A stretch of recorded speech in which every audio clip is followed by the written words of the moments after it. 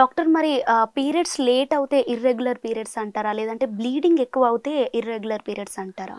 Bleeding ఎక్కువ అవుతే irregular periods అనము. యూజువల్‌గా ఎప్పుడు ఇర్రెగ్యులర్ అంటామంటే ఇట్లానే మనం ఒక సైకిల్ ఇలా వచ్చింది. మనకి ముందు నుంచి మామూలుగా 3-5 డేస్, 28-35 డేస్ ఒకసారి సైకిల్ వస్తుంది. 3-5 డేస్ బ్లీడింగ్ అవుతుంది మనకి.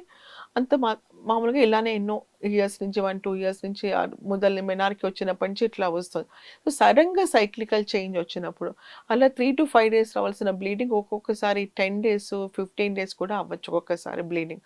అలా వచ్చినప్పుడు తీవ్రమైన కడుపు నొప్పి వచ్చినప్పుడు ఆర్ పీరియడ్‌కి మధ్యలో ఇర్రెగ్యులర్‌గా బ్లీడింగ్ కనిపించినప్పుడు ఇవన్నీ ఉన్నప్పుడు కూడా ఒకసారి మన ఇర్రెగ్యులర్ పీరియడ్స్ అంటే అనుకోవచ్చు.